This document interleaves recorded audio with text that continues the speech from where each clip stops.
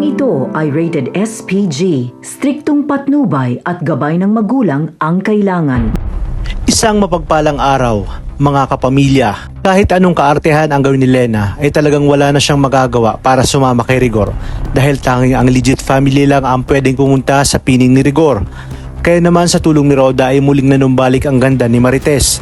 Habang si Tanggol naman ay nasundan na sina Pablo sa kasino nang walang nakakaalam at para hindi makilala ay nagawa niyang magtakip ng muka at iwasan ang mga CCTV sa building. Napahiya naman si Lena nang magkasagutan muli sila ni Marites.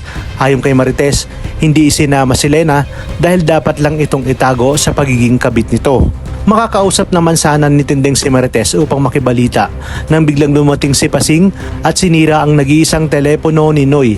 Habang inihahanda naman ni Pablo ang malaking halaga ng pera, ay wala naman siyang kaalam-alam na napatumba na ni Tanggol ang lahat ng kanyang mga bodyguards at personal na alalay. Maya-maya pa, sa pagbaba pa lang ni Pablo ay agad silang sinunggaban ni Tanggol. Balak pa sanang tumakas ni Pablo, ngunit naabutan siya ni Tanggol dahil hindi nga makakapayag si Tanggol na hindi maipaghiganti si Bubbles sa kahayupang ginawa ni Pablo. At di kalaunan ay tuluyan nang nabawian ng buhay si Pablo at ang mga dapat nating abangan. Sa pagbalik ni Tanggol ng Quiapo ay napatanong siya sa Poong Nazareno kung bakit sa kahit anong kagustuhan niya na magbagong buhay ay laging lumalapit sa kanya ang disgrasya at kapahamakan.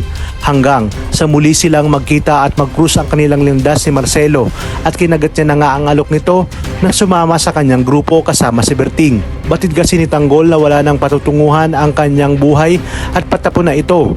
May dumalaw namang kapulisan sa mga kabalyero at dito masamang balita ang kanilang nalaman na napatay si Pablo ng hindi nakikilalang lalaki. Muli namang makikita ni David si Pablo at dahil mainit ang ulo ni Tanggol ay hindi na nga siya makakapigil na patulan ang tukmol na si David.